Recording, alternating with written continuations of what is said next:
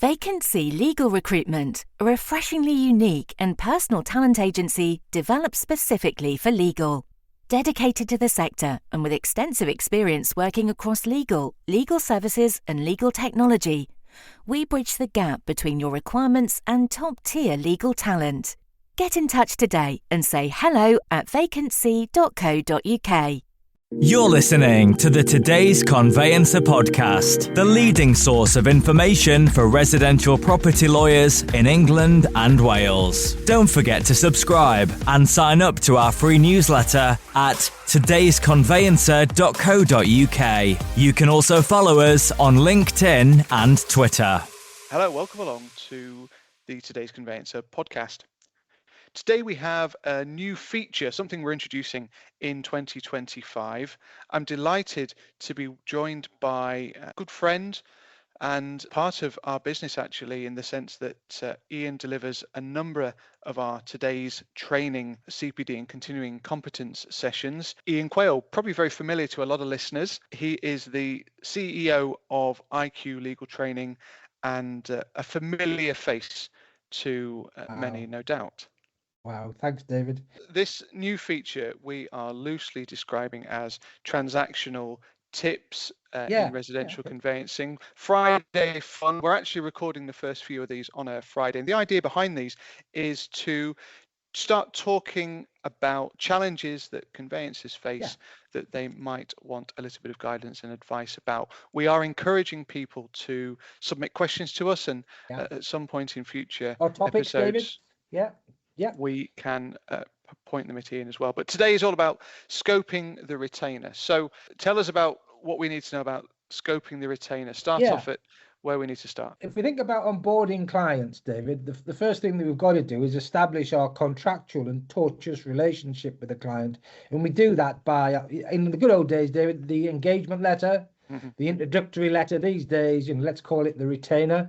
And the important thing about the retainer is if we're establishing this relationship with the client, we've got to make sure that A, the client understands what we're doing, B, the client understands what we're not doing, and therefore the retainer is a critical document. The second thing that I think is important about the retainer is that when you have sad so-and-so such as me talking to practitioners, busy practitioners, I'll say to them, look, you need to be careful about this, or you need to be careful about that. And therefore the retainer all of a sudden becomes a huge document, a very cumbersome document. And the thing that worries me is that if it becomes 40 or 50 pages, David, how on earth can we expect the client to read it? If, on the other hand, it's a 2-page, 8-paragraph simple document, are we covering off everything that we need to cover off?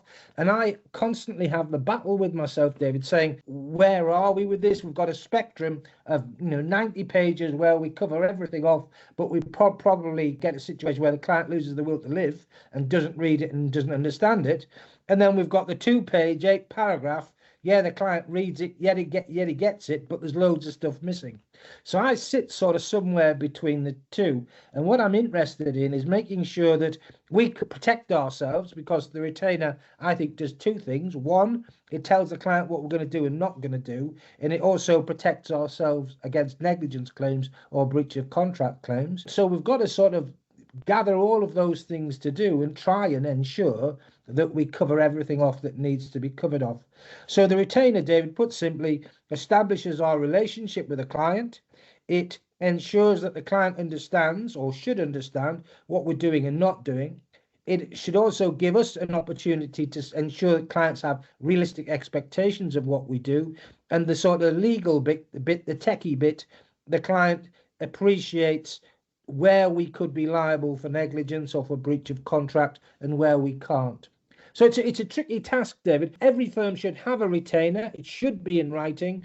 And when we talk about scoping the retainer, we're really thinking about how we need to change it or chop it depending on transaction, how we need to look at it depending on client objective. Because, David, a resi client could be buying a property as a family home, could be buying it as a buy-to-let investment, could be buying it for elderly parent or young daughter going to university. There's a whole myriad of different things. And is one retainer going to sort of meet all the needs for all those different types of transaction? And, of course, David, we've got the freehold, leasehold conundrum and a different retainer for each. So it's a really interesting topic. I do a lot of work with firms looking at their retainer and saying, right, are we getting the message across? The key point, David, I think for listeners or watchers or viewers or whatever they may be, making sure that we keep our retainer under review, making sure that we appreciate those key objectives, make sure that we have evidence on file that client has received the retainer, read the retainer and understood it. The thing that terrifies me is that some firms will draft a retainer or have done it 5-10 years previous and have never really chopped it around. Given what's in the Today Conveyancer on a weekly basis, new things, the TA6, dare I mention it, the Building Safety Act, there's all sorts of stuff that if you haven't kept your retainer under review, you could be, way off beam and way off the pace. And if your retainer isn't robust, or you're not dealing with things that you're actually going to be advising on or dealing with during the transaction, you're leaving yourself open to claims. We don't mention BSA, of course, so we'll Why not? put that to one Why side. not, David? But it's very in vogue, isn't it, to talk about setting client expectations. Do we set the client expectations through a retainer? Obviously, there's the welcome letter and that kind of thing as well. You should do. You see, the problem with the retainer is there's an incentive to say, we're fantastic and this is what we're going to do for you, right? What I say is, well, yeah, there is a place for that. But at the same time, we've got to say to clients, hey, hang on a minute. We're not project managing your purchase. We're not organising removal vans. We're not a surveyor or valuer. We're not able to say whether you're getting a bargain or you're paying over the odds for property. We're not environmental consultants. We're not climate change consultants. Unless we hold ourselves out as such, we're not planning consultants.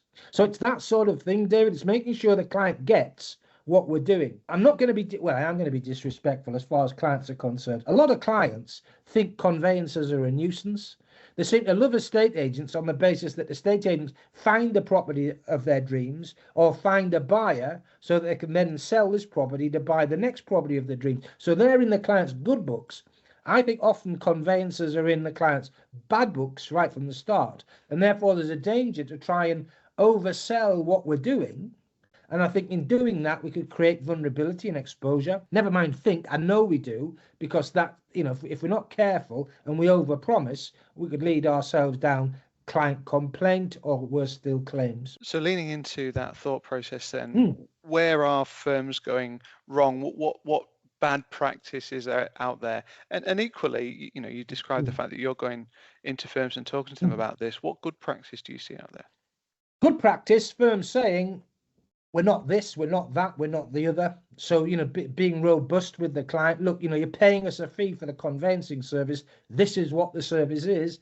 This isn't, a project management role. We're not going to be looking at what a surveyor is saying about the state and condition of the property. So there are lots of good firms that grasp what I say. There are lots of good firms that try and ensure that the retainer is as condensed as possible and as readable as possible. So I think if in the retainer we're going to take the client through the conveyancing journey and explain all the documents and explain the entire process, I don't think the retainer is the appropriate vehicle for that. I think what you do is you provide information sheets or additional information from the client about the conveyancing process.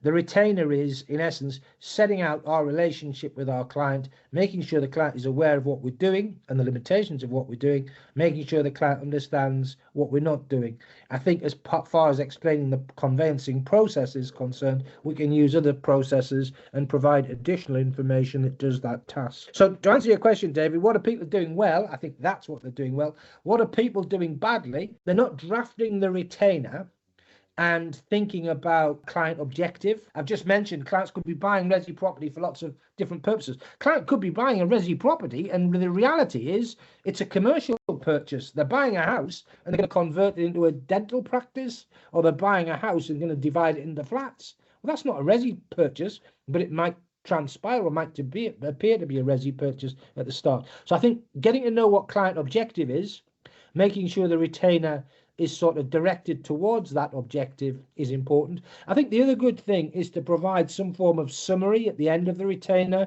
So yes, I've sent you 20 pages of information, but here are some key facts. about what we're not doing or what the process involves and the limitations of our role, that might be a good thing. So what we're not saying here is that we need a different retainer for every client, but it would be salient to have 10 versions of retainers. Yes, or a standard form of retainer, but with a summary that covers off different types of residential acquisition. Perhaps it could be that. But I think one of the things CQS, the Law Society, all the professional bodies are at is because we've got AI, we've got all manner of systems and processes, there's a danger that we become too systematic and we forget about the client. And I think this is one of the important things. Technology is fantastic, freeing up time. What do we do with that time? I think we do more client hand-holding. So again, with the retainer, a good practice in my view is to send it to the client and then either get the client in or have a virtual meeting to say, hey, I've sent the retainer to you. Is anything there that you don't understand or you want me to clarify? And in that little meeting, you could say at the end, well, I've sent you a summary. These are the important things you need to understand and appreciate. It's that sort of thing, Is there anything that firms should be thinking about in terms of retainer management? I attended a meeting a while ago with Howden insurance brokers, right? And they were talking about retainer creep. And I thought, this is a Netflix series I haven't seen. So I started listening in. Retainer creep, really interesting. The idea of scoping the retainer and then doing something that you said you weren't going to do. So it's a case of managing. So in most firms' retainer, they will say in a resi transaction, I won't be inspecting the property.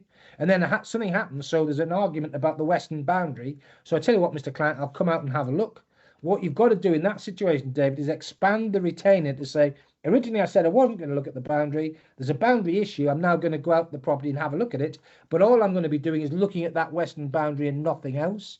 The reason for that, David, is if I go and inspect the property when I said I wasn't going to inspect it, then I could leave myself vulnerable to a claim on the basis that the client says, well, when you inspected the property on the 14th of January 2025, you didn't look at the potential right of way issue in connection with the driveway. If you've said, I'm going to go and inspect the property, but all I'll be looking at is the western boundary because the title plan doesn't appear to correlate with the estate agent's particulars, then you've reduced your risk of vulnerability. Managing the retainer during the life of the transaction, David, I think is the other important issue. A very short and sharp trip through scoping the retainer.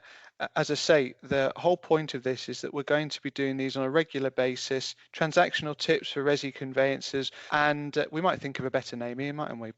And if people want to make suggestions or ask questions or ask for us to cover topics of interest to them, then they can get in touch. But thank you very much indeed for joining. Lovely to talk to you, David. Anytime. You're listening to the Today's Conveyancer podcast, the leading source of information for residential property lawyers in England and Wales. Don't forget to subscribe and sign up to our free newsletter at todaysconveyancer.co.uk. You can also follow us on LinkedIn and Twitter.